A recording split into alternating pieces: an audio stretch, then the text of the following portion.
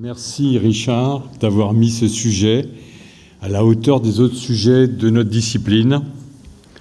Et je suis très fier de voir ce que devient le CGOA. Je vais dans beaucoup de réunions régionales de gynécologie obstétrique, mais ce niveau-là, je ne l'ai jamais vu. Bravo Richard.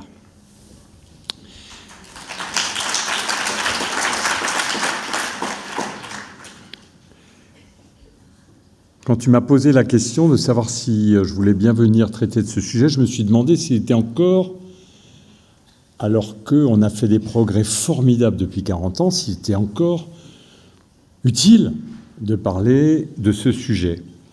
Eh bien, il y a une publication du British Journal, qui n'est pas un des plus mauvais, de janvier 2026, qui, sur la base de l'enquête nationale périnatale de 2021, nous dit qu'un quart des mères de France seraient concernées par des soins irrespectueux en maternité, soins irrespectueux qui sont facteurs de risque de la dépression péripartale, et que 22% d'entre elles ont une dépression péripartale.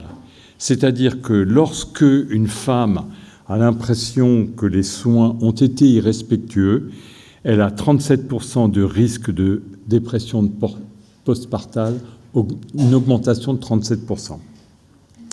C'est la première fois qu'on a des données épidémiologiques sur ce sujet en France. Dans les autres pays, il y en a depuis un moment, mais chez nous, on était sur des évaluations et sur des estimations, et maintenant, c'est publié dans le British Journal. Alors, un quart des mères de France, j'ai reculé là, première donnée épidémiologique, et donc, que dit le CIAN sur les violences obstétricales. Et je garde cette diapo parce qu'elle liste la totalité de ce qui est vécu comme étant violent de la part des médecins. Je rappelle que le mot violence, ça sous-entend une action délibérée du corps médical. Je pense que l'action délibérée de violence obstétricale est exceptionnelle. Mais il y a des choses qui sont vécues comme des violences par les patientes, et ça vaut tout autant pour la dépression postpartale. Les violences verbales, dénigrement, propos infantilisants, sexistes, humiliants, les menaces, intimidations, le déni de la douleur exprimée, l'absence d'information de communication, pas de recherche de consentement, pas de respect du choix des femmes, absence d'accompagnement ou de bienveillance, absence de respect de l'intimité et de la pudeur, brutalité des gestes et des comportements, actes médicaux inappropriés, non-respect des RPC, obstétrique dégradée. Voilà ce que disent les associations de patients pour définir ce qu'on appelle les violences obstétricales. Et Internet et les réseaux sociaux amplifient, parce que l'auto-information augmente l'angoisse, et oblige les femmes à hiérarchiser entre ce que dit la sage-femme, ce que dit le docteur, ce que dit Internet. Elles sont incapables de hiérarchiser les informations. Elles perdent confiance par rapport aux professionnels. Nous, ça nous oblige à argumenter contre Internet, ce qui est fort désagréable. Et il y a une égalité de véracité, souvent, entre les diverses sources d'information. Les experts n'ont plus la cote. Et autour de la femme, il y a de nombreux experts autoproclamés. Vous avez vu, au moment du Covid, chaque Français était un expert. Et bien entendu, les femmes sont entourées d'experts qui en savent plus que le docteur. En plus, nous avons un dilemme, toujours en introduction en obstétrique, c'est que la loi sur l'information des patients, elle n'est pas valable pour nous. Parce que si nous, on dit tout à nos patientes, il y a 100 complications obstétricales possibles. Si vous listez les complications obstétricales possibles avant un accouchement, ça s'appelle l'effet nocebo. Et ça vous oblige à choisir ce que vous n'allez pas dire. Vous savez, il y a des embolies amniotiques et ça tue. Et pourtant, c'est une complication grave, la mort, quand même. Donc, logiquement, si on regarde la loi de France sur l'information des patients, on est obligé de tout dire, surtout quand les complications sont graves. Si vous faites ça, vous n'avez plus une accouchée dans vos lits, mais vous avez une rescapée.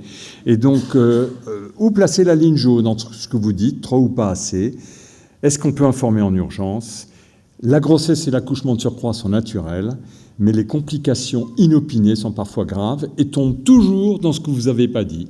Donc, on a un vrai dilemme éthique entre le devoir des médecins de tout dire et le droit des patients. On a, vous le savez, une obligation de résultat en matière de sécurité et nous devons l'information la plus précise possible. Quand vous donnez l'information sur une intervention du genou, vous dites toutes les complications possibles. Et au bout de votre liste de complications, le patient peut vous dire « puisque c'est comme ça, je ne me fais pas opérer ». Mais la femme enceinte, elle ne peut pas dire « puisque c'est comme ça, je n'accouche pas ». Donc l'information en obstétrique ne peut pas être exhaustive. Nous échappons donc de fait à la loi sur l'information des patients qui est valable pour toutes les disciplines, sauf pour la nôtre. Alors, en plus de ça, il y a un millefeuille sécuritaire qui s'est imposé. On n'a jamais enlevé une sécurité, mais on en a rajouté, ce qui a fait perdre de la maîtrise aux patientes, nous oblige à informer et à la démédicalisation qui nous est demandée. Alors, c'est quoi les demandes des couples ? Parce que quand on respecte les demandes des couples, on est moins sujet à avoir été taxé de maltraitance. Première demande, c'est la présence du compagnon, y compris en cas de césarienne. J'ai beaucoup défilé dans plein de maternités françaises. Il y a tout un tas d'endroits où ça ne plaît pas à l'anesthésiste. Et donc, s'il y a une césarienne, monsieur, vous attendez dehors. Le confort de l'anesthésiste n'est pas premier dans la manière de gérer les choses. Autre personne accompagnante, il y a plein d'endroits où les doulas sont mal vus. Si une femme veut se faire accompagner par quelqu'un, je ne vois pas de quel droit on pourrait les refuser. Pas de séparation d'avec l'enfant, peau à peau immédiat et prolongé, mise au sein précoce, section du cordon tardive par le père, peu d'intervenants, peu de touchés vaginaux, musique, lumière et objets personnels. Tout ça, c'est dans l'ordre décroissant d'importance. Le lieu en fonction du moment, n'attachez pas les femmes en début de travail avec 15 cordons autour du ventre. Pas d'épisiotomie, péridurale possible et plus si échec. Mobilité le plus longtemps possible, pouvoir boire pendant le travail, limiter les gestes sur l'enfant et ne faire que ce qui a été validé par les parents, suite de couches apaisée. Lorsqu'on parle de violence obstétricale, on parle de 3 catégories d'événements. Ce que j'appelle les manquements techniques et les actes inappropriés. Deuxièmement, les manquements psychologiques. Troisièmement, les manquements à la juste distance. Premièrement, les actes techniques et actes inappropriés, ce sont toutes les interventions à justifier. Expressions abdominales ont pratiquement disparu, du moins je l'espère. Épisiotomie, c'est en large baisse très rapidement dans notre pays. Les TIV systématiques toutes les heures, il y a encore plein de maternités où ça fait partie de ce qu'on a appris et de ce qu'on continue de faire. Les gestes de convenance personnelle, l'absence de parole en aval d'un problème. Il y a eu une complication et personne ne vient la commenter. C'est-à-dire qu'on n'a pas débriefé l'événement. Quand on débriefe, on permet d'expliquer les choses. Quand on ne débriefe pas, c'est parti pour la fantasmagorie en ellipse autour de la tête. Toujours débriefer les problèmes, y compris un petit geste sur la vulve ou le vagin après l'accouchement. Ne pas savoir reconnaître un défaut dans les pratiques médicales. Parce que quand on est trop fiero et qu'il y a eu quelque chose qui s'est mal passé, une péridurale qui était insuffisante au moment de la césarienne, ne allez dire à la patiente « mais non, vous n'avez pas eu mal, c'est dans votre tête », c'est 2 fois plus douloureux. Donc ne pas savoir reconnaître un défaut, ne pas savoir dire « oui, là, effectivement, vous avez raison, madame, il y a quelque chose qui ne s'est pas bien passé, excusez-nous, pardonnez-nous ». La moitié du boulot est fait pour éviter le sentiment de maltraitance. Il faut donc remettre en question le rasage qui est fait dans plein de maternités françaises encore aujourd'hui. Sondage, perfusion, les femmes qui ne veulent pas de perfusion, l'absence de boissons pendant le travail, le lavement qui est fait encore dans plein d'endroits, le nombre de touchés vaginaux, le nombre d'examinateurs, l'enregistrement systématique et continu du rythme cardiaque fœtal à remettre en question. Ça ne sert à rien. 10 minutes par heure, c'est aussi bien que l'heure complète. La rupture artificielle des membranes, surtout quand on n'a pas prévenu la femme, l'ocytocine et l'épisiotomie. Il y a plein de sites pour les patientes où on leur dit « si on veut vous rompre les membranes, ne vous laissez pas faire ». Il n'y a pas, franchement, de situation où la rupture des membranes est complètement obligatoire. Et puis, si vous voulez la faire, obtenez l'assentiment de la patiente. Le nouveau-né, tous les gestes effectués doivent être informés et consentis. Alors, ne jamais négliger la douleur. Ce qui fait le plus traîner les femmes dans une maltraitance au moment de leur accouchement, c'est quand on n'a pas géré correctement la douleur. Alors, bien sûr, il faut essayer autre chose que la péridurale, les bains chauds, posture antalgique, tout ce que vous voulez, acupuncture, hypnose, massage, homéopathie, ont leur place dans l'arsenal, mais ces méthodes doivent être expliquées aux patientes qui doivent pouvoir opter et gérer le choix. C'est toujours mieux quand une femme gère son choix et son analgésie. N'oubliez pas les postures antalgiques. Ne séparez pas la mère de l'enfant. Et vous pouvez très bien différer les soins au nouveau-né et les faire sous les yeux des patients. Le pot à pot immédiat pour faire connaissance dans l'intimité est un moment fondamental. C'est le temps de la première rencontre, des mots d'accueil, des bercements, le temps aussi de la première tétée pour les femmes qui souhaitent allaiter. Les soins à la mère doivent se faire sur la pointe des pieds pour ne pas déranger ce moment unique dans la vie de la famille. Je me souviens de plein de maternités où au moment où la mère fait connaissance avec son enfant, on arrive avec un pot pour nettoyer la vulve et pour faire les soins. Mais pourquoi c'est pas si urgent? Ce qui est tellement urgent à ce moment-là, c'est la rencontre entre la mère et son enfant. Différer les soins et essayer de sauvegarder, même en cas de pathologie ou de césarienne, la rencontre entre la mère et l'enfant. Les suites de couches, je vous rappelle une phrase que m'avait dit une association de patientes à Strasbourg: moi, j'enverrai jamais les femmes accoucher chez vous, parce que chez vous, il y a une plaque sur le lit, et c'est comme si c'était des malades, vos patientes. Donc, à 6 heures du matin, on les réveille, et on leur prend la température pour remplir la pancarte. Donc, tout ça, nous ne sommes pas un service de médecine. Nous sommes des services d'obstétrique où on dit aux femmes: restez là pour vous reposer, et on les réveille à 6 heures du matin parce que qu'est-ce qu'on va faire des aides-soignantes à 6 heures du matin si elles ne font pas la tournée des températures? Donc, valoriser les mères dans leurs compétences, sortir du schéma hospitalier classique avec des soins à heure fixe en répondant avec souplesse aux besoins de chacune. Des lieux de vie conviviaux, c'est très important dans les hôpitaux. Des moments d'intimité en famille créent une atmosphère sereine. Je vous conseille les grands lits doubles. Quand vous en avez dans les maternités, les familles le demandent. Les grands lits doubles, il y a beaucoup de gens qui s'y opposent. Tu te rends compte, ils vont avoir des rapports sexuels le lendemain d'accouchement. Et alors? Donc, laissez des grands lits doubles dans toutes les maternités, parce que de plus en plus, les pères ont envie d'être là et de partager la première nuit avec le bébé. Faites acheter des grands lits doubles. C'est bien que les directions hospitalières ne le veulent pas, mais ce n'est pas des services d'hospitalisation comme les autres. Et il faut essayer de détecter et de prévenir la dépression postpartale qui fait beaucoup de dégâts. Ce qui mène à l'impasse, c'est l'abus de pouvoir médical. L'attitude du sachant: c'est nous les pros, c'est notre métier, je sais ce qui est bon pour vous. La résistance de principe, le protocole, c'est le protocole, madame. Le défaut d'écoute, on connaît vos revendications. Ben oui, vous étiez favorable à l'accouchement à domicile. Je refuse de pratiquer une médecine dans laquelle serait la femme qui déciderait ou qui choisirait. Ça agit en sourdine, en dessous du comportement de tous les professionnels. Puis la culpabilisation, là, signez la décharge, qui ne décharge de rien. Allez vous faire accoucher ailleurs dans ces conditions. On ne volera pas à votre secours en cas de complications. Tout ça, je l'ai entendu, donc ce sont des véritables manquements. Deuxièmement, les manquements psychologiques ou les paroles déplacées. Une parole malheureuse suffit à faire en sorte que le risque accru de syndrome de stress post-traumatique soit présent. Vous ne posez pas assez, on va devoir... Alors, je reconnais que toutes ces phrases-là, il y a 40 ans, quand j'étais interne, je les entendais quotidiennement, et qu'aujourd'hui, les choses véritablement ont changé dans des proportions incroyables. Mais pas partout, et pas toujours. Et le « Madame, pour la douleur, il va falloir prendre sur soi », je l'ai entendu récemment. La douleur, madame, c'est dans votre tête, vous n'avez aucune raison d'avoir mal.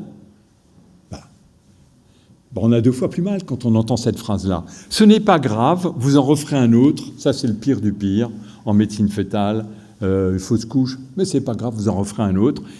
Mais où on a appris le tact à nos collègues, quoi. Mais qu'est-ce qui leur arrive dans leur tête de dire des choses comme ça? Par moments, je suis glacé quand je reçois des lettres où, entre guillemets, il m'a dit ça. C'est effrayant. Et si vous voulez les voir, ces lettres, je vous conseille d'aller sur le site du CIAN. À un moment, Le Monde en a fait une collection. Il y avait un rendez-vous des histoires et des propos de nos collègues. Donc, c'est d'actualité, Richard, de reparler des violences obstétricales ou de ce qui est vécu comme étant des violences, parce qu'il y en a encore. Enfin, il faut savoir respecter la pudeur. Et à ce sujet, j'ai un certain nombre de conseils à vous donner qui sont issus de ma carrière. La pudeur, ça ne se manifeste pas quand on est seul. Vous êtes dans une cabine d'essayage, il n'y a personne qui vous regarde. Vous manifestez la pudeur que quand vous êtes sous le regard de l'autre. Quand vous êtes confronté aux mimiques de son visage. Et parfois, ces mimiques peuvent être interprétées à tort, sans objectivité. Quand vous scrutez les organes génitaux d'une femme, vous vous adressez à l'objet de son corps. S'adresser au sujet, ça veut dire s'adresser et regarder son visage. Si vous ne voulez pas qu'elle soit prise et qu'elle ait l'impression d'être un tas de viande sur la chaise gynécologique, je vous conseille de ne pas sauter sur la vulve de prime abord, mais de commencer, lorsque vous entrez à l'endroit où elle s'est déshabillée, de vous adresser d'abord à son visage, même 3 secondes. Ça suffit pour que vous vous adressiez au sujet et pas à l'objet dans la relation de soins. Alors, quelques règles simples découlent de tout cela. Je sais que beaucoup d'entre vous les appliquent, ces règles, mais elles sont marquées nulle part, dans aucun cours. On n'a aucune formation sur ce qu'est la pudeur. Nous qui sommes ceux qui enfreignons le plus la pudeur des femmes, si j'interroge un interne et que je lui dis « rédaction, dissertation, la pudeur est une vertu », il me regarde comme si j'étais un ovni. Donc, nous ne savons pas ce qu'est la pudeur, et donc, voilà mes règles. Si la patiente, première règle, si la patiente souhaite un examen physique, lui indiquer où se trouve la cabine de déshabillage, parce qu'elle ne sait pas, c'est la première fois qu'elle vient. Lui dire ce qu'elle doit retirer comme vêtement, juste le bas. Montrez que vous êtes sensible à sa pudeur. Ne vous mettez pas toute nue, ce n'est déjà pas marrant comme ça, on ne va pas en rajouter. On examinera les seins après. Ces quelques phrases vous mettent du côté de la protection de la pudeur. Elle peut très bien vous dire « Oh, moi, vous savez, la pudeur, j'en ai rien à faire ». D'abord, c'est pas vrai, et ensuite, même si c'est vrai, elle ne critiquera pas votre prévenance ni de l'avoir montré. En lui montrant que sa pudeur vous importe, parce que vous l'avez dit, vous contribuez sans effort au sentiment de bientraitance, et c'est ce que nous, on veut. Deuxième règle, la patiente est installée, je vous rappelle qu'elle ne s'est pas déshabillée devant vous, hein. Une maternité sur 2 dans notre pays, il n'y a pas de salle de déshabillage. Et quand j'interroge le chef de service, il me dit « Ah, vous savez, le directeur d'hôpital, il ne veut pas me donner des paravents. » Ben monsieur, ce n'est pas la loi. Demain, il n'y a plus de consultation parce que je souhaite respecter la loi. Et vous aurez des paravents le lendemain. Donc, les patientes n'ont pas le droit de se déshabiller et de se rhabiller devant le soignant. C'est interdit par la loi de la France. Mais qu'est-ce qu'il faut pour que les médecins appliquent les lois? Donc, la patiente est installée et elle va guetter le premier regard du soignant. Ne dirigez pas ce premier regard vers les organes génitaux, s'il vous plaît. S'adressez d'abord à son visage et au mieux, effectuez alors un court dialogue avec elle pour humaniser la relation de soins. Vous lui prenez la main, vous lui dites ah, « c'est pas un moment marrant, hein », mais vous la regardez dans les yeux quand vous faites ça. Puis après, vous pouvez aller vers la partie caudale. Mais d'abord, vous vous adressez aux yeux et au visage de la patiente face à face. Mettre de manière visible un gant et montrer le spéculum et redemander une seconde fois son accord pour l'examen. Mais je suis venu pour cet examen. Ça va sans dire, mais c'est mieux en le disant. Et puis d'ailleurs, vous allez demander une deuxième fois le consentement. Vous l'avez demandé avant que la femme se déshabille. Vous le demandez une deuxième fois. Est-ce que vous êtes prête ? Le soignant propose et la patiente dispose. Il ne faut que jamais une patiente ait l'impression que vous n'avez pas demandé son consentement. Troisième règle, surtout s'il s'agit du premier contact, vous devez avoir pour le premier contact ce que j'appellerais une douceur effleurante des premiers gestes sur la vulve. Parce que la patiente va juger de votre douceur ou au contraire de votre brutalité dans les premières secondes. Pas un an plus tard, là, tout de suite. C'est une brute ou c'est quelqu'un de sympa? Là, tout de suite. Alors, si vous vous mettez à rentrer 2 doigts brutalement dans la vulve en lui faisant mal, c'est définitif. C'est définitif. Vous êtes classé parmi les brutes. C'est là que vous êtes montré que vous vous êtes préoccupé de ne pas faire mal, dire que vous utilisez le plus petit spéculum possible, même si ce n'est pas le cas, et si nécessaire, avoir recours de manière visible à un lubrifiant. Ne pas montrer le matériel souillé à la patiente après l'examen, évacuer gants et spéculum en dehors du champ de vision. Pour résumer cette plaque, vous devez être vigilant à l'image que vous donnez de vous-même au moment d'un examen gynécologique. 4e règle, couvrir le sexe de la patiente quand on fait une écho endocavitaire. Là aussi, en tant que président du collège, je me suis promené dans plein de maternités et je demande à voir l'écho, parce que j'aime bien l'écho. Je rentre, il y a 10 externes en arc de cercle, le mari qui est terrorisé et il y a une sonde vaginale devant une vulve dénudée. Mais enfin, mais où est-ce que... Alors, je sors et je dis au patron en général qui m'accompagne, comment ça se fait? Vous n'avez pas des petits bouts de papier pour mettre... Et on me prend pour un pudibond. Ok, je suis pudibond, mais mon conseil, c'est d'arrêter de mettre des objets dans la vulve d'une femme, qui est le mari ou pas le mari, devant 10 externes, sans montrer que vous avez une seconde un réflexe de protection de sa pudeur. Et donc, la patiente n'osera jamais le demander. On se range à peu de frais du côté de la protection de la pudeur. Ce qui pour nous est banal, faire une écho vaginale, ne l'est pas du tout pour la femme qui ne s'est jamais retrouvée dans cette situation d'avoir un objet dans le vagin et qui peut mal le vivre sans oser le dire, a fortiori dans une salle d'échographie avec plein d'externes. 5e règle, solliciter une nouvelle autorisation pour l'examen mammaire. Attention, on est face-face dans l'examen mammaire. Ça peut être très sexuel comme attouchement, en tout cas vécu comme tel, alors que nous, on ne le vit pas comme ça. Et parfois, en cas de cancer, on est le seul à toucher les seins. La femme peut avoir honte de son corps, qu'elle estime mutilé. Faites un commentaire positif sur la qualité de la chirurgie, par exemple. Vous êtes le seul à toucher ses seins. 6e règle et dernière règle, disparaître du lieu d'examen quand celui-ci est terminé. Ne vous mettez pas au bord de la chaise gynécologique pour regarder de dos déambuler une femme déshabillée. Vous n'avez plus besoin d'être là, vous partez, vous allez à votre bureau et vous la laissez se rhabiller toute seule dans son intimité. Ne pas faire déambuler une femme nue devant soi, s'il vous plaît.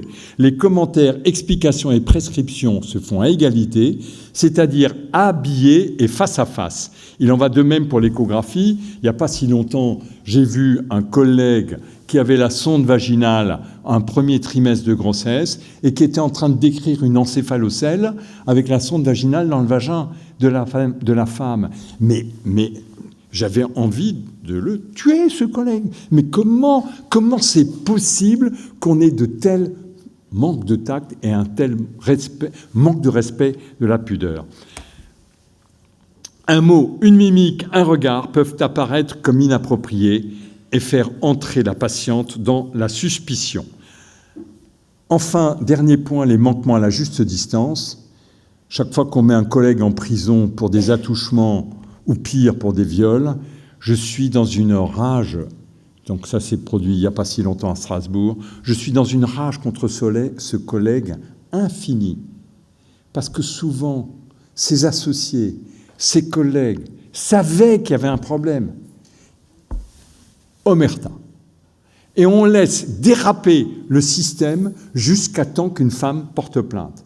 Alors vous me direz, si vous décrochez le téléphone et que vous appelez l'ordre des médecins pour dire tel collègue se comporte mal, c'est vous qui risquez gros et on n'a pas prévu de moyens de bloquer le système pour qu'un collègue qui dérape puisse être gaulé. Mais il n'en reste pas moins qu'on est connu pour avoir des possibilités de relations ambiguës. Les patientes peuvent être, elles ont le droit, dans la confusion entre vie personnelle et vie privée, mais c'est hors de propos pour les soignants. Profiter de l'ascendant médical sur une patiente est assimilé par les magistrats à un abus de position dominante. Et sachez que le transfert est un piège. les jeunes non avertis peuvent confondre l'expression du transfert avec un autre sentiment. Ils sont souvent flattés par leur belle réussite chirurgicale et l'admiration qu'elle suscite. Et il est normal que les patientes investissent dans l'image du médecin ou de la sage-femme, c'est normal et même nécessaire, mais que le soignant s'imagine que c'est son charme qui agit, non, c'est inacceptable. Donc attention aux mots et aux gestes qui génèrent la confusion. Et il y en a. On ne tutoie pas une patiente qu'on ne tutoyait pas avant de la connaître. Débrouillez-vous pour ne pas tutoyer. Le 06, exceptionnellement. Invitation à dîner, mais jamais de la vie. Cadeau, réticence très importante au cadeau. Pas de geste de tape amicale. Moi, j'ai beaucoup vu ça avec mes patrons. Allez, ma petite dame, venez voir par ici. Mais enfin, comment? Quoi? Nous? Quoi? Comment? On peut être empathique sans être familier. On peut être prévenant sans geste déplacé. Ne pas donner l'impression à une femme qu'elle sort du lot. Hein, quand j'ai vu votre nom sur la liste de mes rendez-vous de cet après-midi, mon ciel s'est éclairci. Mais enfin, comment voulez-vous que la femme n'interprète pas ça de travellingue? Pas de remarques sur le corps ou sur les habits. Ah, vous savez, le précédent gynécologue, il me faisait des compliments sur mes dessous. Ben, c'est normal hein, qu'il y ait des gens qui se plaignent après ça. C'est normal. Pas de dialogue sur sa propre famille. En fait, pour résumer, la relation médicale est au bénéfice exclusif de la patiente. En résumé, se présenter en quittant l'ordinateur des yeux, s'il vous plaît. Nom et fonction sur un badge lisible et pas sur un truc complètement dégueulasse qu'on ne peut pas lire. Pudeur, porte fermée et déshabillage caché. Montrez que vous êtes dans le respect de la pudeur. Et il y a plein de manières de le montrer. Montrez-le, dites-le. Sonde vaginale sous un drap.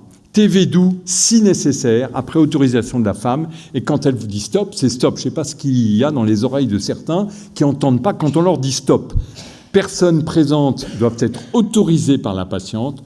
Aucun geste n'est banal pour la patiente.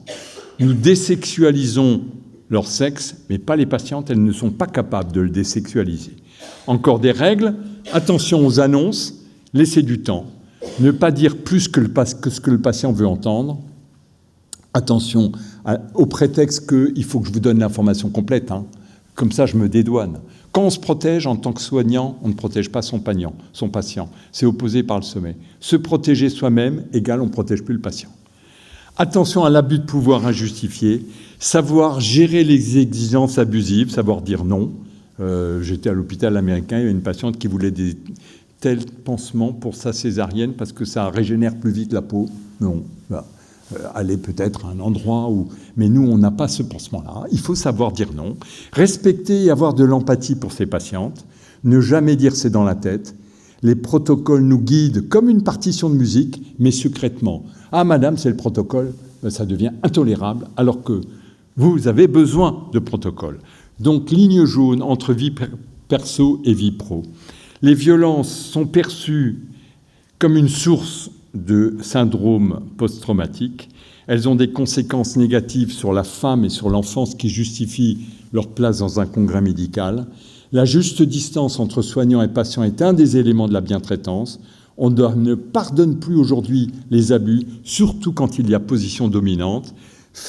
Il y a une ligne rouge que moi j'aime bien, c'est de faire pour les femmes ce que vous auriez souhaité pour vous-même, pour votre maman, pour votre fille, pour votre sœur. Quand vous faites ça et que vous réfléchissez comment j'aurais fait si c'était ma sœur ou ma fille, vous faites toujours bien. Et donc on vous a appris à faire le contraire, ne pas vous mettre à la place des patientes. Si, faites-le abondamment et vous serez dans la bientraitance. Merci de votre attention.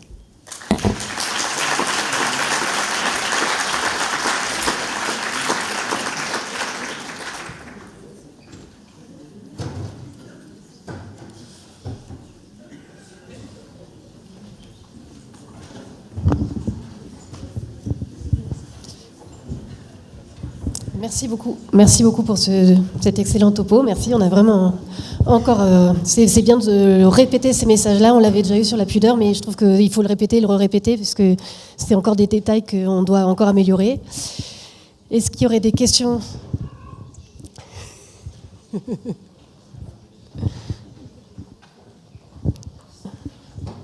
Ah, pardon. Merci Israël, c'est toujours un plaisir de t'entendre et c'est toujours éclairant. Et c'est vrai que c'est important d'essayer de comprendre comment faire pour bien s'occuper des gens. Et en fait, je vois bien, moi qui n'ai pas ton expérience, comment j'ai changé en 20 ans, en fait. Et ce que je pensais être bien traitant il y a 20 ans, je me rends compte que ça ne l'est pas du tout. Ce dont je me rends compte aussi, et peut-être qu'il faut aussi essayer de prendre la mesure de ça, c'est à quel point, même quand on est très gentil, dans une relation de soins, la patiente, la femme, elle est incroyablement vulnérable. Et je vais vous raconter une petite histoire qui m'a choqué. Alors, moi, je suis vraiment très gentil, je passe du temps, je tapote la main, enfin, je fais tout comme tu dis, hein. Je fais une écho, et puis, je sais pas, le fœtus se présente pas comme je veux. Et je dis, allez, vas-y, écoute, vas-y, lève la tête un peu, lève la tête. Et là, c'est la mère qui lève la tête. Et je me dis, mais vous pensez que c'est à vous que je m'adresse comme ça ? Et ça m'a choqué, parce que je me suis dit, mais c'est incroyable.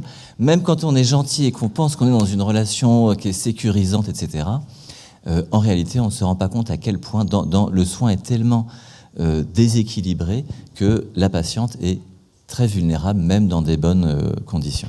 Donc maintenant, je m'adresse très gentiment, même au fœtus. On peut dire que la patiente est dans une situation un peu paranoïde, parce qu'elle peut prendre à demi-mot et interpréter de manière totalement erronée les événements qui se passent. Donc parler de fragilité et de vulnérabilité, oui, mais nous, je pense que nous, on a une importance dans le savoir-faire. Les quelques éléments de règles de respect de la pudeur, j'aimerais bien que ce soit dans les livres de médecine et que les jeunes qui commencent la discipline puissent s'approprier cela. On a considéré, et nos collègues considèrent que c'est de l'accessoire. Ça ne l'est pas.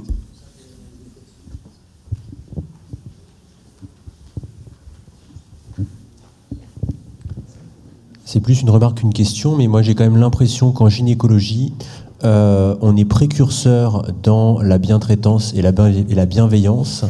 Et pour avoir fait l'expérience d'une colite néphrétique, les collègues des autres spécialités ne sont pas vraiment dans cette approche-là. Voilà. Tu as sûrement raison, mais on est aussi ceux qui offusquent le plus et la pudeur et l'intimité. Et donc, qu'on soit précurseur, normal et nécessaire.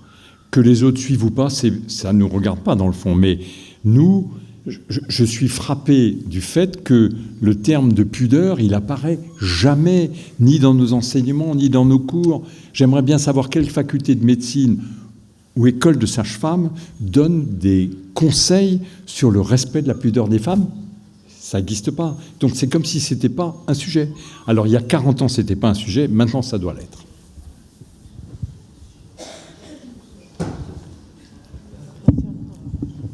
Oui, merci beaucoup Israël. C'est vrai que ces notions de respect, elles sont aussi intégrées aujourd'hui dans les stations Ecos. Et c'est vraiment, il y a vraiment un changement très clair et on ne peut que s'en féliciter.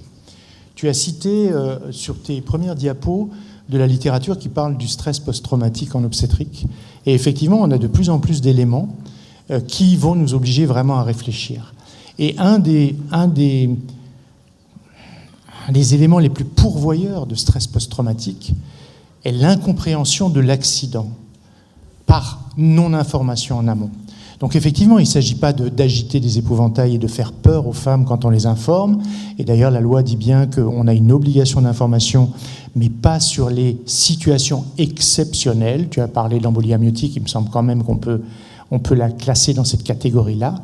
Et moi, j'ai un problème aujourd'hui, c'est qu'en tant que technicien de l'accouchement, parce que quand on m'appelle, moi je ne suis pas au Canada, je ne viens pas faire tous les accouchements, on m'appelle quand il y a un incident, une difficulté, une dystocie ou autre, et que je me retrouve face à une femme qui n'a eu aucune information sur la possibilité d'une césarienne en cours de travail, sur la possibilité d'un instrument, sur la possibilité d'une épisiotomie, parce que même si on n'en fait plus beaucoup, on en fait encore de temps en temps, sur la possibilité d'une lésion du sphincter de l'anus, sur la possibilité de l'hémorragie du postpartum immédiat. Ça, ce sont des critères qui arrive très fréquemment, puisqu'on considère qu'en particulier chez la nullipare, ça va concerner au moins une femme sur 3. Et ça, c'est un vrai problème. Et je trouve qu'à l'instar de la démarche tout à fait justifiée et normale, c'était d'obtenir un entretien prénatal précoce, un entretien du postpartum, je trouve qu'il serait normal qu'on décide de la nécessité d'une consultation médicale d'information sur cette possibilité-là. Faire croire aux femmes que c'est le monde des bisounours, ça les expose à un stress post-traumatique en cas d'incident, et ce ne sont pas des événements rares, puisqu'encore une fois, ça va concerner au moins une primipare sur 3. Tu as parfaitement raison, Didier, d'autant plus que nos maîtres, croyant que les femmes n'allaient plus faire d'enfants si on leur disait la vérité sur la parturition, ont imposé « c'est le plus beau jour de votre vie, la naissance de votre enfant ». Pas du tout. Une femme sur 2, l'accouchement ne se termine pas comme elle l'avait prévu. Et de fait, on ne les informe pas.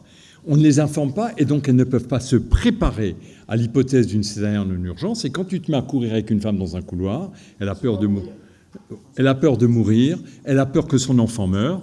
Et après, le lendemain, elle ne voit personne parce que le chef de clinique qui l'a césarienne est parti en vacances. Et on ne débriefe pas l'événement. Donc tout ça, ça contribue. 30% de stress post-traumatique dans les césariennes en urgence. Le stress post-traumatique, c'est plus de rapport sexuel, c'est je veux plus voir les médecins, je fais un grand tour autour de la maternité pour pas la voir, et je pleure quand j'ai mon bébé dans les bras. Donc voilà, c'est extrêmement grave. On n'a pas du tout mesuré l'ampleur de cette malfaisance, et il faut absolument qu'on sache qu'on augmente le stress post-traumatique rien qu'avec une parole malheureuse. Moi, tu as parlé tout à l'heure des collègues qui ne disaient rien quand ils savaient qu'un collègue n'est pas correct avec les patientes. Moi, je voulais parler de qu'est-ce que peuvent faire les sages-femmes qui travaillent avec des praticiens hospitaliers qui ne sont pas corrects.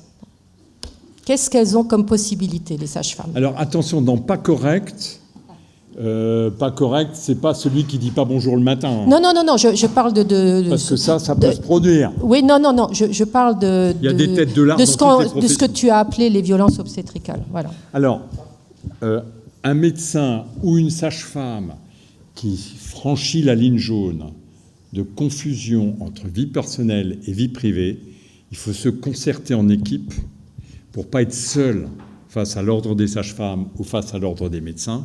Parce que si tu décroches le biniou et tu dis « tel médecin fait des attouchements sexuels à ses patientes », c'est toi qui risques une faute déontologique et on ne s'est pas organisé pour ça. Donc, que peut faire l'ordre contre un groupe de professionnels qui écrivent un courrier pour dénoncer un collègue qui saute ses patientes en fin de consultation.